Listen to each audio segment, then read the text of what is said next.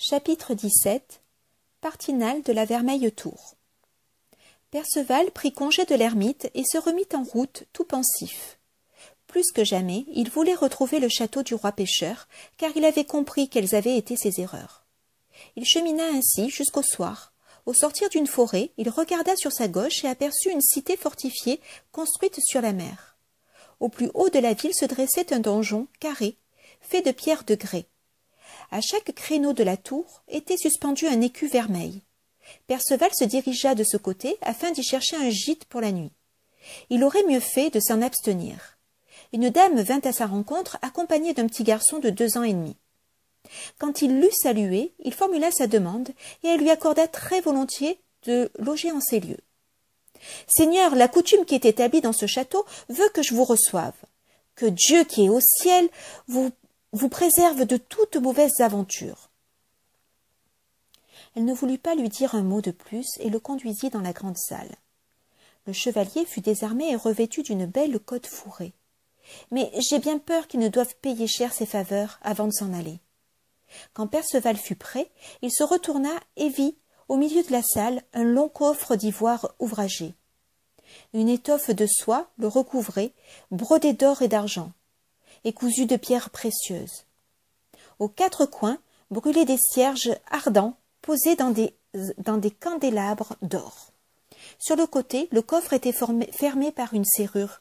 Une clé d'or pendait au bout d'une chaînette.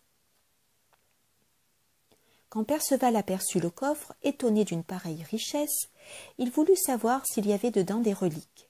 « Dame, racontez-moi, quelles reliques sont dans ce coffre, car je vois qu'il est recouvert d'une étoffe extraordinairement précieuse. »« Seigneur, que Dieu me protège, je n'en sais rien en vérité, car nul n'a jamais pu l'ouvrir depuis qu'il est arrivé ici.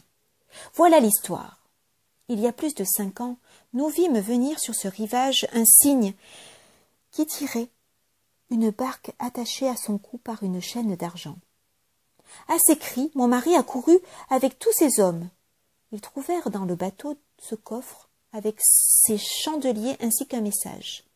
Et savez-vous ce qui était écrit? Que nous devions le garder dans ce château et que nul ne pourrait l'ouvrir, sinon le meilleur chevalier du monde. Mais lorsqu'il l'aurait ouvert, ce serait alors un grand chagrin pour mon époux et pour nous tous. C'est pour cette raison qu'il guette chaque jour le grand sentier qui vient de la forêt. Les chevaliers qui cherchent aventure viennent ici essayer d'ouvrir ce coffre, mais je puis vous jurer que personne encore n'y est parvenu. Même monseigneur Gauvin, le neveu du roi Arthur, a échoué. Voici la coutume de ce château. Que Dieu vous assiste pour que vous puissiez sortir de cette épreuve avec succès. » Là-dessus arriva le seigneur du château, qui s'appelait Partinal de la Vermeille Tour, en compagnie de ses hommes, des chevaliers vaillants et hardis. Il se dirigea vers Perceval, sans le saluer. « Chevalier, avant de manger ou de boire, il vous faut tenter d'ouvrir le coffre. Vous ne pouvez pas vous dérober, alors faites-le sans tarder. » Je n'ai pas oublié ce que m'a dit la dame de ces lieux, et je n'ai rien refusé. Sur ces mots, le jeune homme se leva et se dirigea tout droit vers le coffre. Il prit la clé et la mit facilement dans la serrure. Le seigneur et ses amis s'approchèrent et l'entourèrent. Perceval donna un simple tour de clé et le coffre s'ouvrit aussitôt. Il en souleva le couvercle. Tous se pressaient autour de lui pour voir ce qu'il y avait dedans. Ils regardèrent et virent un chevalier couché, mort, le corps recouvert d'un riche drap de soie. Au grand étonnement de tous, une douce odeur sortait du coffre, plus suave que l'encens et la myrrhe. Sur ce corps reposait un message écrit en lettres d'or. Le seigneur tendit la lettre à son chapelain afin qu'il lui en fît la lecture. « Seigneur, fit celui-ci, regardez bien sous ce drap. Le mort qui gît dessous, ne l'avez-vous pas connu quand il était en vie? Car ce message dit que celui qui a pu ouvrir le coffre est son meurtrier. » Le seigneur souleva le drap de pourpre et découvrit le visage du mort. Il l'examina et reconnut son frère. Son œil avait été percé par un javelot qui avait pénétré jusqu'à la cervelle. Il se tourna vers ses compagnons et s'écria d'une voix forte. « Seigneur, c'est mon frère, le chevalier vermeil, qui gît ici, mort !» À ces mots, il s'évanouit de douleur.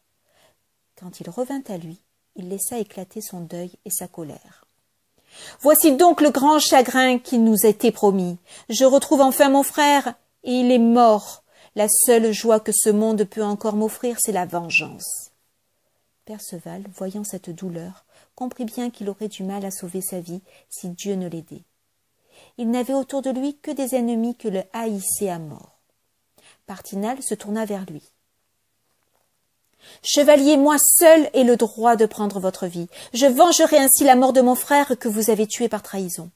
Car je ne vois aucune autre possibilité, vous l'avez assassiné lâchement. Seigneur, je refuse l'accusation de trahison. Je suis désolé d'avoir tué le chevalier Vermeil, mais il était dans son tort. Dans son orgueil insensé, il m'a frappé le premier d'un violent coup de lance par le travers des épaules. Comment en sommes-nous venus là? J'étais assez sot et naïf pour croire que le roi Arthur m'avait fait don de ses armes vermeilles. Je croyais qu'il suffisait que je les exige pour les obtenir. Je l'ai même menacé de les lui prendre de force. Courroucé par mes paroles, il m'a alors frappé sans préavis de sa lourde lance. J'ai aussitôt riposté en lui lançant mon javelot qui lui a pénétré dans l'œil jusqu'à la cervelle. Il mourut de ce coup, j'en suis navré. Mais je suis prêt à vous offrir réparation. Vous pouvez aisément comprendre que je l'ai tué par ignorance, mais à la vérité, il m'avait frappé le premier. La seule réparation que je désire, c'est ta mort. Mais il ne sera pas dit que je t'ai tué de façon lâche et vile, alors que tu étais désarmé dans ma demeure. Voilà ce que nous ferons. Je te ferai rendre tes armes, et demain matin, à l'extérieur de ma cité, il te faudra combattre contre moi. » Ainsi fut-il décidé. Le lendemain matin, dans la prairie, tout le monde s'était rassemblé. La femme du seigneur était là, avec son fils, ainsi que les chevaliers assez fâchés qu'on ne leur ait pas permis de se mêler de l'affaire. Perceval monta sur son destrier, mit en place son aume et pendit son écu à son cou. À son côté, il avait sa bonne épée que lui avait jadis donnée le roi pêcheur. Il prit sa grosse lance de sapin au fer acéré et se prépara à défendre sa vie. Partinal était bien armé et monté sur un cheval robuste et rapide. Il brûlait de se battre, il ne redoutait pas Perceval, et il s'était juré de le tuer ou de l'estropier. Les adversaires éperonnèrent leurs chevaux et s'affrontèrent lances baissées. Le choc fut d'une telle force que les fers percèrent les écus. Les mailles des haubers se rompirent en plusieurs endroits. Au second assaut, les lances volèrent en éclats et il ne leur resta plus que des tronçons. Mettant pied à terre, ils sortirent leurs épées du fourreau. Chacun se prépara à se protéger de son écu. Partinal porta un coup furieux qui fit voler le aume de son adversaire. Voilà Perceval en grand danger si Dieu ne les protège.